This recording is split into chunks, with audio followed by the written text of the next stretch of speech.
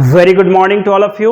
आप सभी का स्वागत है एक्सेल एंड सी IAS के ऑनलाइन यूट्यूब प्लेटफॉर्म में। I am very thankful to all of you for your the kind support, appreciations and the positive ideas and the comments. M Laxmikanth की series में आज हम लोग the salient features of Indian constitution की बात करेंगे। Indian polity की जहां तक बात है, सिविल सर्विसेज एग्जामिनेशन के लिए एक पिलर का काम करता है, तो आपका इस पेपर में अच्छी कॉन्सेप्ट्स, अच्छी पकड़ होनी चाहिए।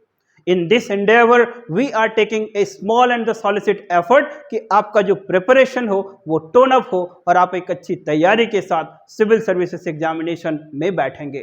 तो चलिए आज की क्लास को शुरू करते हैं और अपने संविधान के बारे में कुछ और चर्चा करते हैं। तो अब हम लोग salient features of Indian constitution के चर्चा को आगे बढ़ाते हैं। इसमें आगे बढ़ने के पहले एक जो कुछ कॉन्सेप्ट्स हैं, कुछ फंडे हैं, उसको शेयर कर लेते हैं कि जो इस टॉपिक को पढ़ने के लिए आपको हेल्प करेगा। कि जब भी हम लोग कॉन्स्टिट्यूशन की बात करेंगे तो दो रेफरेंस मॉडल हम लोग दिमाग में रखेंगे ना। क्या बात कर रहे हैं कि द रेफरेंस मॉडल, कि जब भी अक्रॉस द वर्ल्ड मतलब इंडियन कॉन्स्टिट्यूशन की चर्चा करेंगे तो दो मॉडल के बीच में हम लोग अपने कॉन्स्टिट्यूशन को एनालाइज करेंगे तो हम लोग को फीचर्स और अच्छे से समझ में आएगा ना। एक जो यूएसए का कॉन्स्टिट्यूशन है, द कॉन्स्टिट्यूशन ऑफ यूएसए, और दूसरा जो ब्रिटिश कॉन्स्टिट्यूशन है, मतलब कॉन्स्टिट्यूशन ऑफ ब्रिटेन ना। यूएसए का कॉन्स्टिट्यूशन एक प्रिंसिपल पे बेस्ड है जिसको बोलते हैं ना the judicial supremacy. The USA का कॉन्स्टिट्यूशन एक प्रिंसिपल पे बेस्ड है जिसको क्या बोलेंगे, जुडिशियल सुप्रीमेसी। इसकी चर्चा करेंगे अभी, द जुडिशियल सुप्रीमेसी, ठीक है। और जो ब्रिटेन का कॉन्स्टिट्यूशन है वो एक प्रिंसिपल पे बेस्ड है जिसको बोलेंगे द पार्लियामेंट्री सोवरेनिटी। क्या बोलेंगे, द पार्लियामेंट्री सोवरेनिटी, ठीक है।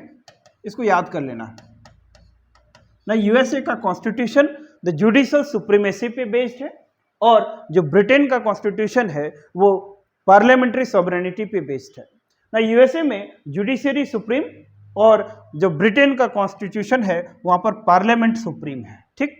अब इंडियन कॉन्स्टिट्यूशन की बात करेंगे तो इन दोनों के बीच का सिंथेसिस है कि मतलब जो फीचर्स हैं वो यूएसए के कॉन्स्टिट्यूशन से भी लिया गया और जो ब्रिटिश का कॉन्स्टिट्यूशन है उसके भी फीचर्स को इसमें इनकॉर्पोरेट किया गया। तो इंडियन कॉन्स्टिट्यूशन कैसा है ना, इट इज ए सिंथेसिस है बिटवीन द, क्या लिखेंगे इसको ना, it is the synthesis between the judicial supremacy and the parliamentary sovereignty. तो it is also one of the feature, इसके आगे चर्चा करेंगे। तो एक पॉइंट क्लियर हुआ कि जब भी हम लोग कॉन्स्टिट्यूशनल मॉडल की बात करेंगे ना, इंडियन कॉन्स्टिट्यूशन की बात करेंगे तो हमारे पास एक दो रेफरेंस मॉडल है, द कॉन्स्टिट्यूशन ऑफ यूएस जो कि जुडिशियल सुप्रीमेसी पे बेस्ड है और ब्रिटिश कॉन्स्टिट्यूशन किस पे बेस्ड है ना, पार्लियामेंट्री सोवरेनिटी पे, ठीक। अब हम लोग फीचर्स पढ़ने के पहले संविधान या कॉन्स्टिट्यूशन पे कुछ और जो फीचर्स हैं उसको थोड़ा देख लेते हैं, तब हमारा टॉपिक ज्यादा फ्रूटफुल होगा। कि जब हम लोग का संविधान बना ना, ओरिजिनल कॉन्स्टिट्यूशन उसको बोल रहे हैं कि जब हम लोग का कॉन्स्टिट्यूशन बन के तैयार हुआ ना 1949 में, ठीक है। तो आज हम लोग देखते हैं कि जो उस समय जो ओरिजिनल कॉन्स्टिट्यूशन था, उस ओरिजिनल कॉन्स्टिट्यूशन में क्या क्या चीजें थी ना। पहली बात कि उस समय प्रीएम्बल कितने थे ना, 1 प्रीएम्बल। प्रीएम्बल को क्या बोलते हैं ना, प्रस्तावना। तो संविधान का एक प्रस्तावना। दूसरा ना, संविधान को पार्ट्स में डिवाइड करते हैं, माने पार्ट्स में स्टडी करेंगे। तो टोटल कितने पार्ट्स थे उस समय ना, 22 ओरिजिनल कॉन्स्टिट्यूशन में। देन शेड्यूल्स के अकॉर्डिंगली द कॉन्स्टिट्यूशन को डिवाइड किया जाता है।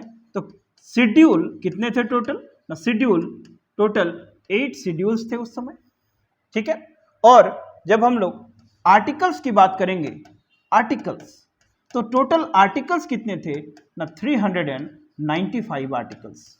तो ओरिजिनल डॉक्यूमेंट जब बना तो उस ओरिजिनल डॉक्यूमेंट में कुछ ये बेसिक इंफॉर्मेशन है, इसकी चर्चा इतनी बार होगी, घबराना नहीं है, सब चीजें याद होती चली जाएंगी। बट एक प्रीएम्बल, पार्ट्स टोटल कितने थे 22, देन कितने शेड्यूल्स थे 8 शेड्यूल, टोटल 8 शेड्यूल थे, आर्टिकल्स 395। और ये जो कॉन्स्टिट्यूशन है ये कॉन्स्टिट्यूशन समय के साथ ग्रो हुआ, मतलब अमेंडमेंट्स हुए, चेंजेज हुए, कुछ पार्ट्स ऐड हुए, कुछ पार्ट रिपील हुआ, और उसके बाद अभी करंट टाइम में यदि बात करें तो करंट टाइम में कुछ ऐसा सिचुएशन है कि द प्रीएम्बल तो एक ही है, राइट ना। पार्ट्स 22 से बढ़ के कितना हो गया ना, 25 पार्ट्स हो गए, ठीक है। 22 से अभी टोटल कितने पार्ट्स हैं, 25 पार्ट्स हैं, और शेड्यूल्स भी बढ़ के कितना हो गया ना, टोटल आज 12 शेड्यूल है ना, 4 नए शेड्यूल्स ऐड हुए हैं, ठीक। उसी तरह से आर्टिकल्स अप्रॉक्सीमेटली 395 से 465 के आसपास हो गया या इससे ज्यादा है।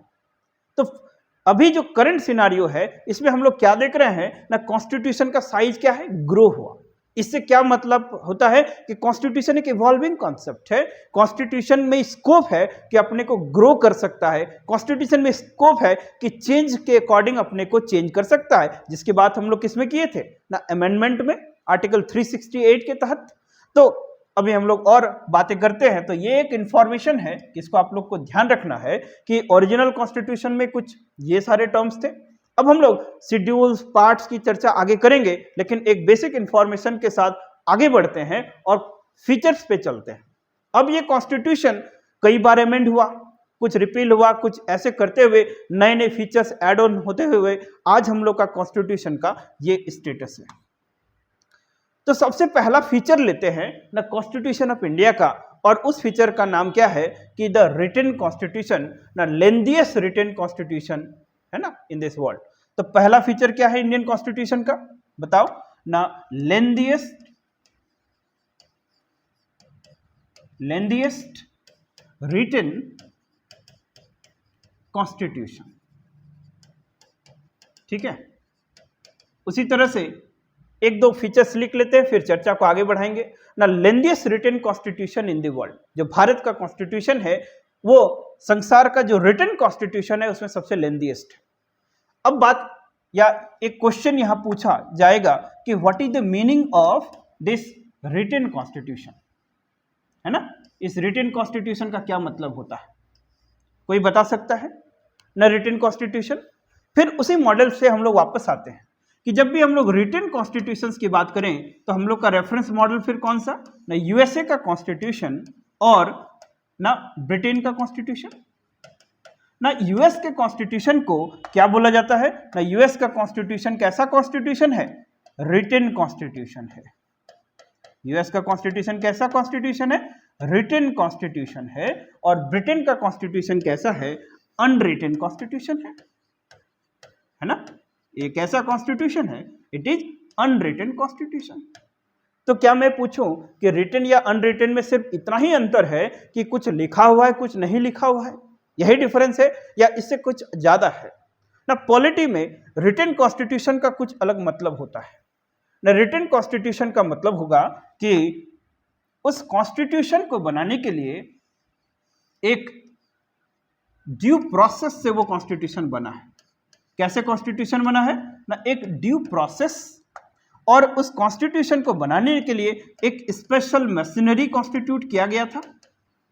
स्पेशल मशीनरी, एक ड्यू प्रोसेस, और उस पे ना सैंक्शन ऑफ द पीपल, उस पे किसका सैंक्शन होगा, सैंक्शन ऑफ द पीपल, तब जाके वो कॉन्स्टिट्यूशन रिटन कॉन्स्टिट्यूशन कहलाता है।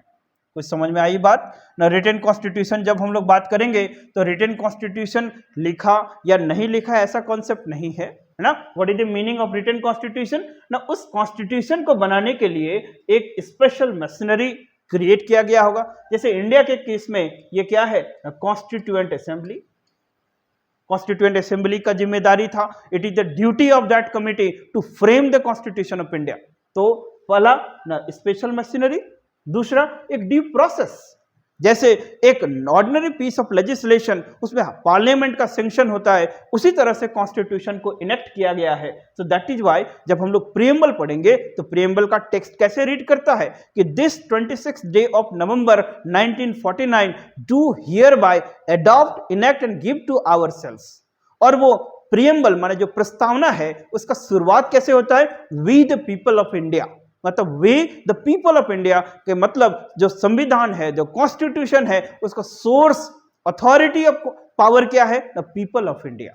तो that is why the constitution popular sovereignty पे बेस्ड है। द कॉन्स्टिट्यूशन किस प्रिंसिपल पे बेस्ड है? द कॉन्स्टिट्यूशन पॉपुलर सोवरेनिटी पे बेस्ड है ना, पॉपुलर सोवरेनिटी। ये पॉपुलर सोवरेनिटी क्या है ना, इसको ऐसे समझिए, the people are the supreme master, है ना, people are the supreme master, people are supreme master, इसको बोलते हैं द पॉपुलर सोवरेनिटी, है ना। ये समझ में आएगा, अभी घबराना नहीं है, क्लास के साथ आप पढ़ते रहें। तो पहली बात हम जो बता रहे थे कि जो रिटन कॉन्स्टिट्यूशन है, तो रिटन कॉन्स्टिट्यूशन एक स्पेशल मशीनरी होगा, दूसरा ना एक ड्यू प्रोसेस से बनेगा, जो हम लोग देख चुके हैं।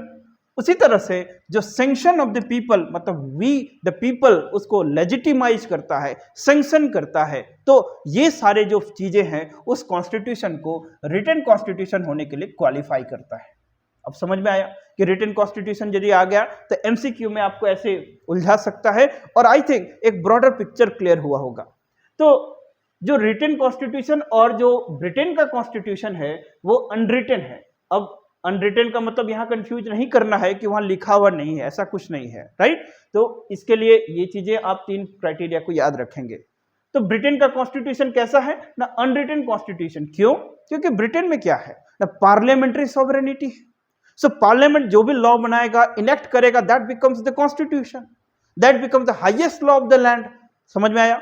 तो वो कॉन्स्टिट्यूशन बन गया, highest law of the land हो गया। इसलिए कोई ऐसा ड्यू या कॉन्स्टिट्यूशन सुप्रीमेसी नहीं है वहां पर, है ना। तो यहां पर हम लोग बात किए थोड़ा बहुत रिटन और अनरिटन का। अब इंडियन कॉन्स्टिट्यूशन पे आ जाते हैं। तो इंडियन कॉन्स्टिट्यूशन जो भारत का संविधान है ना, कॉन्स्टिट्यूशन ऑफ इंडिया, तो कॉन्स्टिट्यूशन ऑफ इंडिया क्या रिटन कॉन्स्टिट्यूशन है? यस, क्योंकि इसके लिए एक स्पेशल मशीनरी था। Yes, the constituent assembly. वो एक ड्यू प्रोसेस से बना है। यस, एक ड्यू प्रोसेस से बना है। तीसरा, क्या सैंक्शन ऑफ द पीपल है? Yes, the sanction of the people है, क्योंकि पॉपुलर सॉवरेनिटी ही जिस पे कि जो लेजिटिमेसी ऑफ कॉन्स्टिट्यूशन बेस्ड है वो उसको सैंक्शन करता है। तो भारत का संविधान एक रिटन कॉन्स्टिट्यूशन है। ये क्लियर हुआ।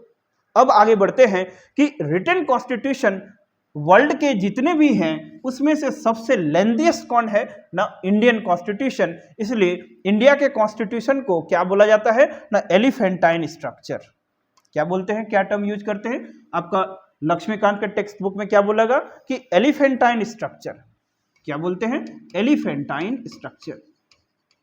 ये एलिफेंटाइन स्ट्रक्चर क्या है ना, कॉन्स्टिट्यूशन सिर्फ हमें पावर्स, ड्यूटीज, अथॉरिटीज इसका सोर्स है।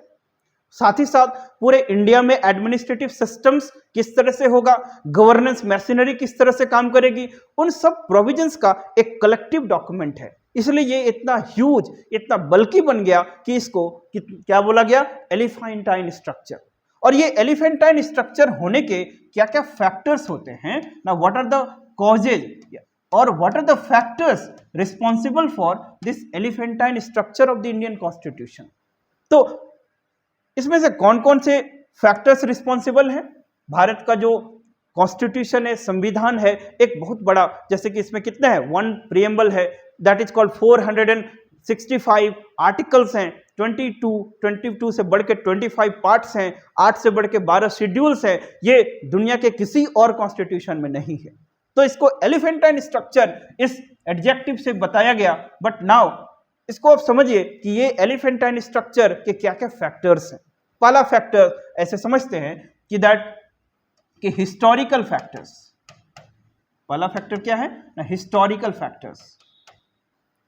अब मैं हिस्टोरिकल फैक्टर्स पे जाएं तो एक चैप्टर है इसमें कि जिसको बोलते हैं द कॉन्स्टिट्यूशनल डेवलपमेंट या हिस्टोरिकल डेवलपमेंट या हिस्टोरिकल अंडरपिनिंग्स आपका दिया होगा, जिसमें तो भारत का जो संविधान है उसके लिए द एलिफेंटाइन स्ट्रक्चर इस एडजेक्टिव का यूज किया गया है। तो एलिफेंटाइन स्ट्रक्चर होने के क्या क्या फैक्टर्स हैं ये आपको जानना है। तो जैसे उन फैक्टर्स को इन 4 हेडिंग्स में क्लासिफाई कर सकते हैं, historical factors, geographical factors, administrative factors और the presence of legal luminaries. और ये सारे फैक्टर्स जो एक बल्कि या एलिफेंटाइन स्ट्रक्चर है इंडियन कॉन्स्टिट्यूशन का, कि जिसमें कि 1 प्रीएम्बल 465 आर्टिकल्स, जिसमें कि 25 पार्ट्स और जिसमें कि 12 शेड्यूल्स है, ये वर्ल्ड के किसी और कॉन्स्टिट्यूशन में नहीं मिलता है। तो ये इसका एलिफेंटाइन स्ट्रक्चर का साइज है। तो इसके लिए क्या क्या फैक्टर्स है, तो इसमें हम लोग हिस्टोरिकल फैक्टर्स में ये देखते हैं कि जो कॉन्स्टिट्यूशन है, कॉन्स्टिट्यूशन एक दिन में डेवलप नहीं हुआ है। इसके लिए एक चैप्टर पूरा है जिसको कि द हिस्टोरिकल अंडरपिनिंग्स या हिस्टोरिकल बैकग्राउंड में पढ़ना है आपको, कि किस तरह से जो 1773 में रेगुलेटिंग एक्ट आया था और 1947 में इंडियन इंडिपेंडेंस एक्ट आया। तो इस पूरे ड्यूरेशन में बहुत सारी चीजें डेवलपमेंट हुआ और ये कॉन्स्टिट्यूशनल मॉडल प्रिस्क्राइब करता था। तो रेगुलेटिंग एक्ट से लेके 1947 के बीच में जो भी डेवलपमेंट है उसको क्या पढ़ते हैं, हिस्टोरिकल बैकग्राउंड। और इस पे पूरा एक वीडियो बनाया हुआ है, हमारे प्लेलिस्ट में जाके आप लोग देख सकते हो, या फिर ना एक पॉबेड वाला जो हमारा ही दूसरा चैनल है उसमें भी हिस्टोरिकल बैकग्राउंडर का पूरा वीडियो बनाया हुआ है, उसको भी आप जाके देख सकते हैं। तो इसमें से इस प्रोसेस में एक गवर्नमेंट ऑफ इंडिया एक्ट 1935 आया था। ये गवर्नमेंट ऑफ इंडिया एक्ट 1935 ना संविधान का, कॉन्स्टिट्यूशन का स्ट्रक्चरल पार्ट प्रोवाइड करता है। जब भी कॉन्स्टिट्यूशन को स्टडी करते हैं हम लोग ना, कॉन्स्टिट्यूशन के स्ट्रक्चरल पार्ट को स्टडी करेंगे, द कॉन्स्टिट्यूशन के फिलोसॉफिकल पार्ट को स्टडी करते हैं, कॉन्स्टिट्यूशन के पॉलिटिकल पार्ट को स्टडी करते हैं। तो कॉन्स्टिट्यूशन, इसकी चर्चा आगे करेंगे अगला फीचर में। तो यहां पर हम लोग का पॉइंट है कि जो गवर्नमेंट ऑफ इंडिया एक्ट 1935 है, ये गवर्नमेंट ऑफ इंडिया एक्ट ये अपने आप में एक बल्कि डॉक्यूमेंट था। गवर्नमेंट ऑफ इंडिया कैसा डॉक्यूमेंट था, बल्कि डॉक्यूमेंट, माने एक बिगर डॉक्यूमेंट था। तो कॉन्स्टिट्यूशन का स्ट्रक्चर इसी लेजिस्लेशन, इस एक्ट से आया है, इसीलिए जो कॉन्स्टिट्यूशन का साइज बड़ा होना लाजमी है। Getting my point. तो एक फैक्टर है जिसको कि हिस्टोरिकल फैक्टर्स में आपको जानना है कि 1935 एक्ट कॉन्स्टिट्यूशन का स्ट्रक्चर प्रोवाइड करता है, जिसके चलते कॉन्स्टिट्यूशन का साइज बड़ा हो गया। ठीक, अब ज्योग्राफिकल फैक्टर्स की ओर चलते हैं ना। The constitution across the length and breadth of the country एक एडमिनिस्ट्रेटिव सिस्टम, एक यूनिफॉर्म एडमिनिस्ट्रेशन को एस्टैब्लिश करने का प्रोविजंस प्रोवाइड करता है। कॉन्स्टिट्यूशन में ना जितने भी स्टेट्स हैं, जितने भी यूनियन टेरिटरीज हैं, ठीक, जितने भी स्टेट्स हैं, जितने भी यूनियन टेरिटरीज हैं, उनके लिए क्या एडमिनिस्ट्रेटिव सिस्टम होगा, उनके लिए क्या गवर्नेंस के मैकेनिज्म होंगे, किस तरह से गवर्नमेंट रिलेटेड होगा, वो सारे प्रोविजंस एक ही डॉक्यूमेंट में इनकॉर्पोरेटेड है। तो ज्योग्राफिकल फैक्टर्स भी इसको सपोर्ट करता है एलिफेंटाइन स्ट्रक्चर होने का। अब हम लोग एडमिनिस्ट्रेटिव फैक्टर्स की बात करते हैं। एडमिनिस्ट्रेटिव फैक्टर्स का मतलब कि किस तरह से सेंट्रल स्टेट जो गवर्नमेंट है वो चलेगा, किस तरह से एक ब्यूरोक्रेसी फंक्शन होगा across the length and breadth of the country, किस तरह से एग्जीक्यूटिव काम्स करेंगे, ये सारी चीजों को एडमिनिस्ट्रेटिव फैक्टर्स में रखा जाएगा कि किस तरह से जो गवर्नमेंट मशीनरी है वो फंक्शन करेगा। तो across the India, across the length and breadth of the country एक यूनिफॉर्म स्ट्रक्चर, एक एडमिनिस्ट्रेटिव स्ट्रक्चर को प्रोवाइड करता है कौन, ना कॉन्स्टिट्यूशन। कॉन्स्टिट्यूशन सिर्फ प्रोविजंस ही प्रोवाइड नहीं करता है, रादर प्रोविजंस के साथ साथ ना प्रोसीड्योर्स भी प्रोवाइड करता है कि how these provisions is going to be exercised. World के अदर कॉन्स्टिट्यूशन में कुछ प्रोविजंस इनेबल या छोड़ दिया गया है। जैसे मैं बात करूं कि रेसिडुअरी सब्जेक्ट्स का, ना एक टर्म जानते होंगे या नहीं तो आप सीख लीजिए इसको, रेसिडुअरी सब्जेक्ट्स। रेसिडुअरी सब्जेक्ट्स किसको बोला जाता है ना, कॉन्स्टिट्यूशन का जो 7th शेड्यूल है, कॉन्स्टिट्यूशन का 7th शेड्यूल, इस 7th शेड्यूल में किसकी बात होती है ना, 7th schedule talks about list system, है ना। अभी जिनको नहीं आ रहा हो वीडियो के साथ बने रहें, इन सब सारी चीजों को धीरे धीरे अपने आप आने लगेगा, बस वीडियो के साथ बने रहें और वीडियो को देखते रहें। तो list system basically 3 fold list provide करता है कि एक को बोलते हैं यूनियन लिस्ट, स्टेट लिस्ट और कंकरेंट लिस्ट। ये लिस्ट सिस्टम माने ऐसे सब्जेक्ट्स हैं जहां पर सेंट्रल गवर्नमेंट लॉ बना सकता है, स्टेट गवर्नमेंट लॉ बना सकता है, या फिर कुछ ऐसे सब्जेक्ट्स होते हैं जहां पर दोनों ही सेंट्रल और स्टेट गवर्नमेंट लॉ बना सकता है। तो इसको एक लिस्ट सिस्टम के थ्रू बताया गया है कि एक फेडरल स्ट्रक्चर किस तरह से स्टैब्लिश हो। लेकिन कुछ सब्जेक्ट जो इसके बाहर हो उनको रेसिडुअरी पावर्स या रेसिडुअरी सब्जेक्ट्स बोला जाता है। तो रेसिडुअरी सब्जेक्ट्स का मतलब समझ गया है कि जो भी लिस्ट सिस्टम में जो टॉपिक या जो सब्जेक्ट मेंशन नहीं है उनको रेसिडुअरी सब्जेक्ट्स में रखा जाता है। और ये जो रेसिडुअरी सब्जेक्ट्स हैं ये किसको दिया गया है भारत के केस में? ना पार्लियामेंट को। ठीक, लेकिन यदि यूएस का कॉन्स्टिट्यूशन की बात करेंगे तो यूएस के कॉन्स्टिट्यूशन में ये जो रेसिडुअरी सब्जेक्ट्स हैं वो किसको दिया गया है? स्टेट्स को, है ना। ये डिफरेंसेस समझ में रखेंगे, याद रखेंगे। तो हम लोग एडमिनिस्ट्रेटिव सिस्टम की बात कर रहे हैं कि जो भी इनेबलिंग क्लॉजेज चाहिए, जो भी एग्जीक्यूटिव ऑर्डर्स के लिए चाहिए, जो भी प्रोविजंस चाहिए, किस तरह से गवर्नमेंट फंक्शन करेगा, वो सारा चीज ना एडमिनिस्ट्रेटिव फैक्टर्स या एडमिनिस्ट्रेटिव प्रोविजंस, प्रोसीड्योर, ये हमें कहां मिलेगा? कॉन्स्टिट्यूशन में। कौन प्रोवाइड करेगा? कॉन्स्टिट्यूशन। तो ये भी एक फैक्टर है कि एलिफेंटाइन स्ट्रक्चर होने का। अब इसके साथ और जो बातें करेंगे कि प्रेजेंस ऑफ लीगल लुमिनरीज, ये क्या है? प्रेजेंस ऑफ लीगल लुमिनरीज ना, जो भी कॉन्स्टिट्यूएंट असेंबली या ड्राफ्टिंग कमेटी के जो मेंबर्स थे, मोस्ट ऑफ द मेंबर्स कैसे थे ना? लॉयर्स बैकग्राउंड के थे। कैसे थे? लॉयर्स बैकग्राउंड के थे। तो लॉयर्स बैकग्राउंड होने के चलते क्या होगा? उनका एक बेसिक जो पर्सनालिटी है वो कैसा होगा? एनालिटिकल होगा, इंटरप्रिटेटिव इन नेचर होगा। वो प्रोज एंड कॉन्स को देखेंगे, फ्यूचरिस्टिक होंगे, जो पॉसिबिलिटीज होगा उस पर एक्सप्लोर किया जाएगा। तो ऑब्वियसली जो लीगल लिमिनरीज थे वो लॉयर बैकग्राउंड होने के चलते उनका जो अप्रोच, उनका जो फंडे है वो उसी तरह के होने के चलते उनका इंटरप्रेटेटिव थॉट होगा। और ये सब फैक्टर्स रिस्पॉन्सिबल हैं किस चीज के लिए? ना एलिफेंटाइन स्ट्रक्चर ऑफ इंडियन कॉन्स्टिट्यूशन के बनने के लिए। तो याद हो गया होगा कि जो वर्ल्ड में इंडिया का जो कॉन्स्टिट्यूशन है, it is the largest written constitution. Written unwritten का जो फंडा है वो क्लियर है। उसमें से जो एलिफेंटाइन स्ट्रक्चर होने का क्या क्या फैक्टर्स है, इसमें हिस्टोरिकल, ज्योग्राफिकल, एडमिनिस्ट्रेटिव और लीगल लुमिनरीज का प्रेजेंस जिसको एक एलिफेंटाइन स्ट्रक्चर बनाता है, ये क्लियर है। अब हम लोग आगे चलते हैं और कुछ अलग फीचर्स या नेक्स्ट फीचर की बात करते हैं ना। नेक्स्ट जो फीचर है वो लेंगे कि the constitution of India is borrowed from various other constitution. ना क्या बात कर रहे हैं हम लोग? ना borrowed from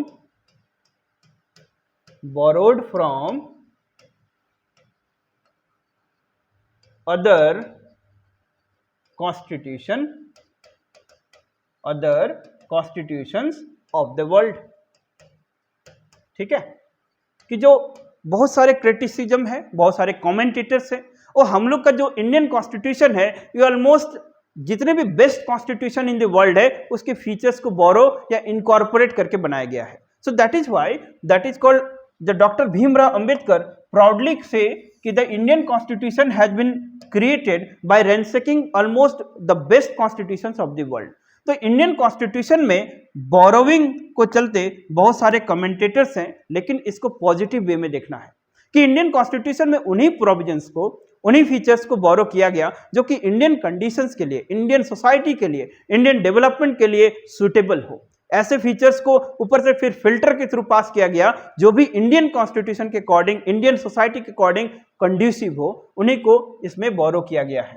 तो बोरोविंग्स की जब बात करेंगे हम लोग, तो इस कॉन्स्टिट्यूशन को पढ़ने के लिए हम लोग 3 बेसिक एस्पेक्ट में इसको स्टडी करेंगे कि जो कॉन्स्टिट्यूशन का ना, first of all the structural part, ठीक है, कि जो स्ट्रक्चरल पार्ट, पॉलिटिकल पार्ट और जो फिलोसॉफिकल पार्ट, ठीक है, philosophical part.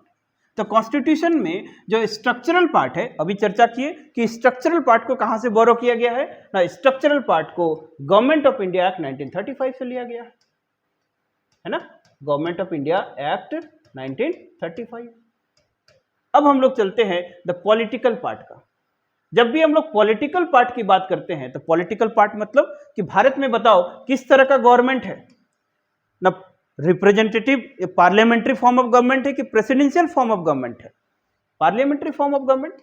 Parliamentary form of government का मतलब भारत में जो रियल एग्जीक्यूटिव कौन होता है ना, council of minister headed by prime minister.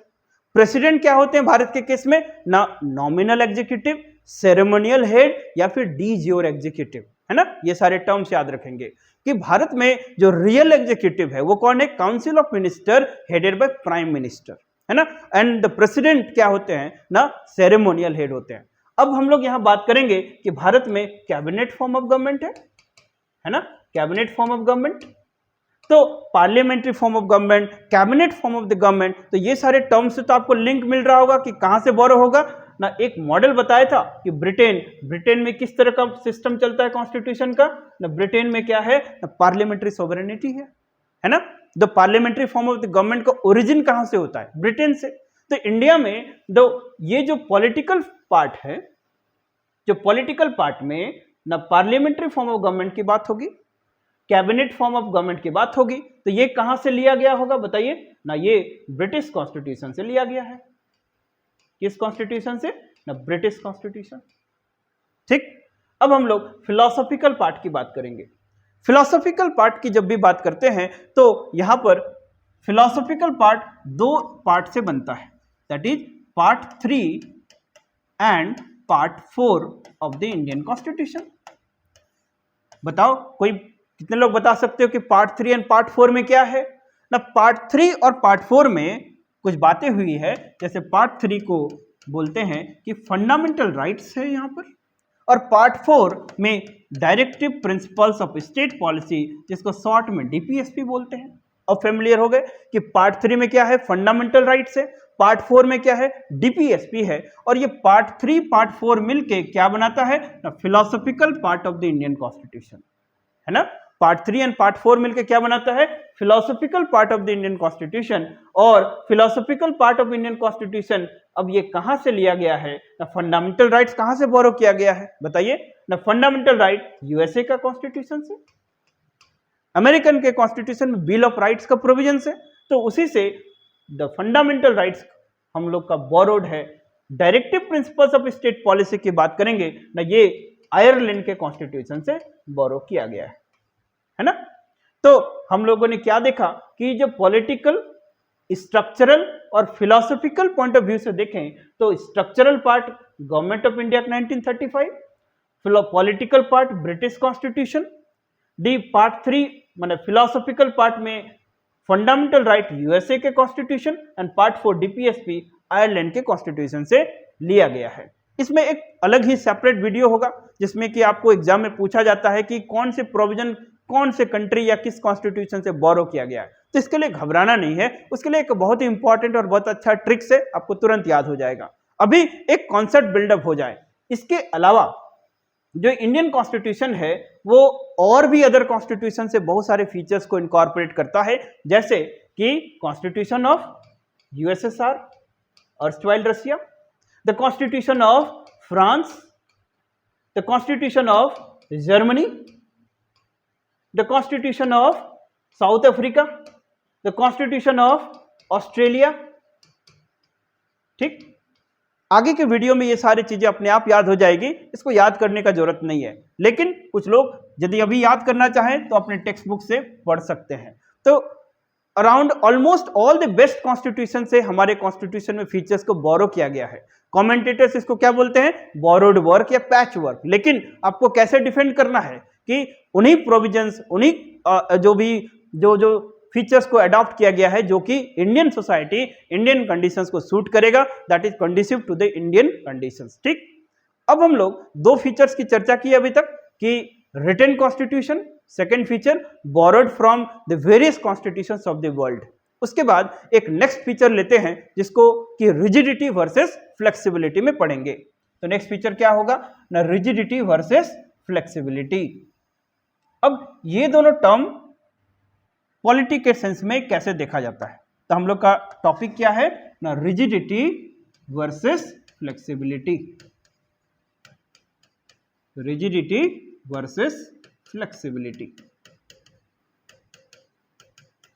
अब देखिए, मैंने शुरू में इसीलिए दो रेफरेंस मॉडल बोला, एक यूएसए का मॉडल, एक ब्रिटिश मॉडल, ये आपको हेल्प करेगा। यहां पर भी देखिए कि रिजिडिटी वर्सेस फ्लेक्सिबिलिटी को समझने के लिए ना दो मॉडल आपको हेल्प करेगा कि जो रिजिडिटी, इसके लिए एक टर्म यूज करेंगे ना, रिजिड कॉन्स्टिट्यूशन। क्या टर्म यूज करेंगे, रिजिड कॉन्स्टिट्यूशन। और फ्लेक्सिबिलिटी के लिए क्या यूज करेंगे ना, फ्लेक्सिबल कॉन्स्टिट्यूशन, फ्लेक्सिबल कॉन्स्टिट्यूशन। अब ये रिजिड कॉन्स्टिट्यूशन, ये फ्लेक्सिबल कॉन्स्टिट्यूशन होता क्या है, उसको जानने के पहले आप वही पुराना मॉडल कि यूएसए का जो कॉन्स्टिट्यूशन है वो एक रिजिड कॉन्स्टिट्यूशन प्रोवाइड करता है और जो ब्रिटेन का कॉन्स्टिट्यूशन है वो एक फ्लेक्सिबल कॉन्स्टिट्यूशन प्रोवाइड करता है। ठीक है, वही रेफरेंस मॉडल है। अब समझते हैं कि रिजिडिटी एंड फ्लेक्सिबिलिटी का एक्चुअल मीनिंग या टेक्निकल मीनिंग क्या है। पॉलिटी के टर्म्स में बात करें तो जो रिजिडिटी है, रिजिडिटी का मतलब होता है ना, यदि कॉन्स्टिट्यूशन को स्पेशल मेजॉरिटी से अमेंड किया जाए, कॉन्स्टिट्यूशन को अमेंड करने के लिए कैसी मेजॉरिटी चाहिए ना, स्पेशल मेजॉरिटी, तो उसको रिजिड प्रोविजन या रिजिड कॉन्स्टिट्यूशन बोला जाता है। जैसे यूएसए का कॉन्स्टिट्यूशन इतना आसानी से अमेंड नहीं कर सकते, उसके लिए क्या चाहिए, स्पेशल मेजॉरिटी। और ये स्पेशल मेजॉरिटी का क्या फॉर्मूला होता है, इसको हम लोग पहले भी चर्चा कर चुके हैं एक बार कि that is 50% plus 1 of the total membership plus 2/3 of the present and voting. इस फॉर्मूला को याद रखेंगे कि इसको स्पेशल मेजॉरिटी निकालना हो तो इस तरह से कैलकुलेट किया जाता है। दूसरे हैंड में बात करें फ्लेक्सिबल कॉन्स्टिट्यूशन का, तो यहां पर कॉन्स्टिट्यूशन को अमेंड ना सिंपल मेजॉरिटी से कर सकते हैं।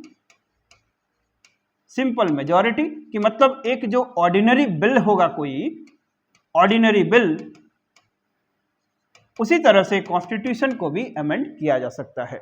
तो दो मॉडल है हमारे पास, यूएस में स्पेशल मेजॉरिटी चाहिए, ब्रिटेन में सिंपल मेजॉरिटी चाहिए। तो इस दोनों के बेसिस पे जो कॉन्स्टिट्यूशन है उसको या तो फ्लेक्सिबल कॉन्स्टिट्यूशन या रिजिड कॉन्स्टिट्यूशन में क्लासिफाई किया जाता है। अब हम लोग इंडिया की बात करेंगे ना, इंडियन कॉन्स्टिट्यूशन का क्या स्टेटस है कि इंडिया में हमने प्रीवियस वीडियो में यही देखा कि टोटल कॉन्स्टिट्यूशन को कितने तरीके से अमेंड कर सकते हैं ना, टोटल 3 वेज है ना। कॉन्स्टिट्यूशन को अमेंड कितने तरीके से कर सकते हैं ना, 3 तरीका है। कॉन्स्टिट्यूशन को अमेंड करने के लिए कौन सा आर्टिकल है बताइए, पार्लियामेंट के कौन से आर्टिकल के थ्रू इसको अमेंड किया जा सकता है, आर्टिकल 368। और इस आर्टिकल को क्या बोलते हैं ना, constituent power of the parliament. ये 2 तरीका प्रोवाइड करता है, एक स्पेशल मेजॉरिटी, दूसरा special majority plus consent of the state. और साथ ही साथ एक अदर क्राइटेरिया है जिसको बोलेंगे ना सिंपल मेजॉरिटी, इसके थ्रू भी कॉन्स्टिट्यूशन को अमेंड किया जा सकता है। तो हमारे कॉन्स्टिट्यूशन में टोटल 3 वेज हैं जिसके थ्रू कॉन्स्टिट्यूशन को क्या अमेंड कर सकते हैं। तो जो स्पेशल मेजॉरिटी है ये आर्टिकल 368 के अंदर आएगा। ये दोनों ही क्या कौन से ग्राउंड पे है ना, रिजिडिटी के ग्राउंड पे है। क्यों, क्योंकि यहां पर स्पेशल मेजॉरिटी चाहिए। और जो बच गया ये कौन सा है, सिंपल मेजॉरिटी, इसीलिए इसको किस ग्राउंड पे या किस क्राइटेरिया में रखेंगे, फ्लेक्सिबिलिटी। तो हमारे कॉन्स्टिट्यूशन में फ्लेक्सिबल ग्राउंड भी है, रिजिड ग्राउंड भी है, इसलिए क्या टर्म यूज करेंगे ना, blending of rigidity and the flexibility. क्या यूज करेंगे ना, blending of rigidity and flexibility. ठीक है, पूरे अमेंडमेंट का एक वीडियो जो हमने पहले ही देख चुका है, तो आप लोग उसको देख सकते हैं जिनको थोड़ा बहुत भी नहीं समझ में आ रहा होगा। तो अभी तक हम लोगों ने क्या देखा कि जो इंडियन कॉन्स्टिट्यूशन है उसमें दोनों तरह के क्राइटेरिया, एक फ्लेक्सिबल भी है और एक रिजिड क्राइटेरिया भी है। तो ये क्या है, दोनों का ब्लेंडिंग है कि मतलब ज्यादा एनरिच्ड है। ठीक, तो अभी तक 3 इंपॉर्टेंट फीचर्स की बात किए। पहला इंपॉर्टेंट फीचर क्या था बताओ, रिटन और अनरिटन कॉन्स्टिट्यूशन। ये दोनों में एक आइडिया मिल गया होगा। पहले रिटन अनरिटन बहुत सारे लोग ये समझते होंगे कि कुछ लिखा है कुछ नहीं लिखा है, बट उसका एक अलग क्राइटेरिया है, पॉलिटिक के टर्म में उसको अलग तरीके से डिफाइन करते हैं, ये हमने बात की। फिर हमने देखा कि किस तरह से डिफरेंट पार्ट्स, डिफरेंट प्रोविजंस को अलग अलग कंट्री से बोरो किया गया है। इसमें कमेंटेटर्स हैं जो मेंस का पार्ट है वो आगे चर्चा करेंगे, लेकिन हमको कैसे डिफेंड करना है कि we have borrowed and adopted only those features which are suitable for India. ठीक, उसी तरह से जो नेक्स्ट फीचर की बात की हमने कि जब फ्लेक्सिबिलिटी वर्सेस रिजिडिटी का, कि रिजिडिटी का मतलब स्पेशल मेजॉरिटी, फ्लेक्सिबिलिटी का मतलब सिंपल मेजॉरिटी। तो इंडिया में दोनों ही तरह के प्रोविजन, दोनों ही तरह के तरीका से कॉन्स्टिट्यूशन को अमेंड कर सकते हैं। तो ये सारे फीचर्स के बाद हम लोग नेक्स्ट क्लास या नेक्स्ट वीडियो में देखेंगे कि किस तरह से यहाँ पर एक पार्लियामेंट्री सॉवरेनिटी और जुडिशियल सुप्रीमेसी के बीच का सिंथेसिस है, किस तरह से फेडरल स्ट्रक्चर काम करता है, किस तरह से यहाँ पर 3 टियर सिस्टम काम करता है, किस तरह से यूनिटरी बायस है, किस तरह से स्ट्रॉन्ग सेंटर है, किस तरह से एक इंटीग्रेटेड एंड इंडिपेंडेंट जुडिशरी काम करता है, किस तरह से एक इंटीग्रेटेड ऑडिट मशीनरी काम करता है, किस तरह से इमरजेंसी प्रोविजंस काम करता है, फंडामेंटल राइट्स, डायरेक्टिव प्रिंसिपल जो हमारे कॉन्स्टिट्यूशन के फीचर्स हैं और आपके इस टेक्स्ट बुक में स्पेसिफिकली दिया गया है, उसको नेक्स्ट क्लास में कवर करेंगे। ठीक, तो आज की class salient features of Indian constitution का पार्ट 1 है। इसमें हम लोगों ने कुछ बेसिक चीजें सीखा, इसको नेक्स्ट क्लास में कंटिन्यू करेंगे। तो इस सीरीज को बनाने का पर्पस ही है कि आप एक इंस्ट्रूमेंटल और एक कॉन्सेप्चुअल अंडरस्टैंडिंग के साथ अपनी इंडियन पॉलिटी को तैयार करेंगे। आपका ये पार्ट जब तैयार हो जाएगा तब आप मेंस लेवल पे आंसर लिखने लायक बनेंगे। तो हमारा अप्रोच, हमारा ऑब्जेक्टिव यही है कि आप जल्दी से जल्दी इस सब चीजों में डेवलप करें, और जो भी आपको डाउट्स या कमेंट्स या किसी तरह का क्वेरी रह जाता है तो आप फ्रीली हमारे कमेंट सेक्शन में कमेंट कर सकते हैं, अकॉर्डिंगली हम लोग उसको रिस्पॉन्ड करते हैं। ठीक, तो फिर नए वीडियो के साथ अगले क्लास में भी मिलते हैं, नए फीचर्स के साथ मिलते हैं। तब तक क्लास के साथ साथ आप भी पढ़ते रहें कि आपका एक रिवीजन होता रहे और आप बेनिफिट और ज्यादा से ज्यादा हासिल कर सकें। तो ठीक है, फिर से मिलते हैं नए वीडियो के साथ। तो तब तक bye bye, have a nice day.